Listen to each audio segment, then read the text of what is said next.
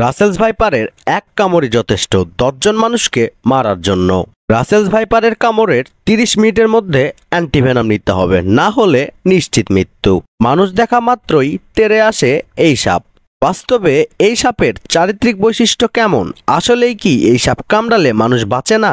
রাসেলস ভাইপারকে নিয়ে এমন অসংখ্য গুজব শোনা যাচ্ছে সোশ্যাল মিডিয়ায়। বর্তমানে বাংলাদেশের একটি আতঙ্কের নাম রাসেলস ভাইপার।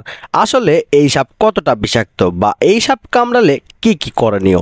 তাছাড়া রাসেলস ভাইপার সাপ নিয়ে তৈরি সকল নিউজের কতটা সত্যতা রয়েছে জানতে হলে ভিডিওটি শেষ পর্যন্ত দেখতে থাকুন। রাসেলস ভাইপার আজ থেকে কয়েক দশক আগে এই সাপ বাংলাদেশ থেকে বিলুপ্তের পথে ছিল। সম্প্রতি বন্যার পানিতে ভারত থেকে চলে আসে বাংলাদেশে।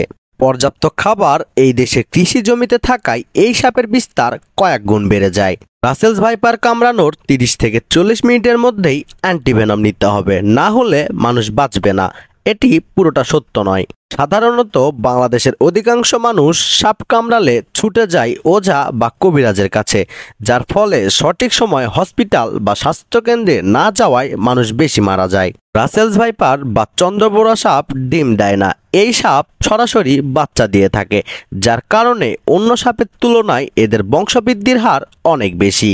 বন্যার পানির কারণে এই সাপ খুব সহজেই দেশের অনেকগুলো জেলাতে বিস্তার করেছে।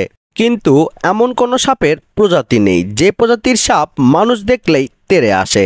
এমনটা গল্প বা সিনেমাতে শোনা যায়, বাস্তবের সাথে এর কোনো মিল নেই। বাংলাদেশের মানুষ হুজুকে বাঙালি। যে কোনো বিষয় নিয়ে মাত্রা অতিরিক্ত মাতামাতি করে বাংলাদেশের মানুষ, যার কারণে তৈরি হয় আতঙ্কের, মানুষের মধ্যে ভয় বেড়ে যায়। রাসেলস ভাইপারকে কেন্দ্র করে যে আতঙ্কের সৃষ্টি হয়েছে, তাতে করে বিষধর সাপ সহ যে কোনো সাপ দেখলেই মেরে ফেলতে শুরু করেছে এ দেশের মানুষ। বিশ্বের মধ্যে বিষাক্ত সাপের তালিকায় ৬ষ্ঠ অবস্থানে রয়েছে এই রাসেলস ভাইপার। এই সাপের মধ্যে রয়েছে ভয়ঙ্কর হেমোটক্সিন বিষ, যা মানবদেহে গিয়ে রক্ত জমাট বাঁধতে শুরু করে। সাপ একটি সরীসৃপ প্রাণী। এইসব প্রাণী যখন নিজেদের বিপদে মনে করে, ঠিক তখনই তারা মানুষকে আক্রমণ করে বসে। একটি বিষয় মাথায় রাখা উচিত, শুধুমাত্র রাসেলস ভাইপার নয়, যে কোনো সাপের স্বভাব হলো কামড়ানো। যে কোনো সাপ তার আত্মরক্ষার জন্য কামড়াবে, এটা খুব স্বাভাবিক ব্যাপার। যার কারণে সাপ আছে এমন জায়গায় যাওয়ার আগে সাবধানতা অবলম্বন করা খুবই জরুরি। বিভিন্ন রিসার্চে দেখা গেছে যে কোনো বিষাক্ত সাপ তাদের প্রথম কামড়ে বিষথলির ৪৫% বিষ ঢেলে থাকে। রাসেলস ভাইপার প্রত্যেক বাইটে যে পরিমাণ বিষ প্রয়োগ করে থাকে তা ১০ জন প্রাপ্তবয়স্ক মানুষকে মেরে ফেলতে সক্ষম। তাছাড়া প্রাপ্তবয়স্ক সাপের থেকে বাচ্চা সাপ বেশি বিপজ্জনক হয়ে থাকে। একটি বাচ্চা সাপ বুঝতে পারে না শিকারকে মারতে কি পরিমাণ বিষ প্রয়োগ করতে হবে, যার কারণে কামড়ানোর সময় তাদের বিষথলির সবটুকু বিষ প্রয়োগ করে থাকে বাচ্চা সাপ। সাপ ছোট অথবা বড় উভয় মানুষের জন্য বিপজ্জনক।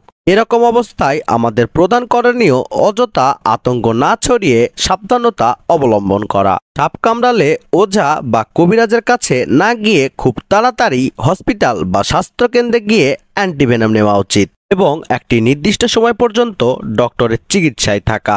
এতে করে সাপ কামড়ানোর ঝুঁকি অনেকটা কমে যায়। রাসেলস ভাইপারের কামড় খাওয়ার পরও মানুষ বেঁচে থাকতে পারবে যদি সঠিক সময়ের মধ্যে অ্যান্টিভেনম ও চিকিৎসা গ্রহণ করে। তাহলে আপনার এলাকায় কি এখন পর্যন্ত কোনো রাসেলস ভাইপার দেখতে পেয়েছেন?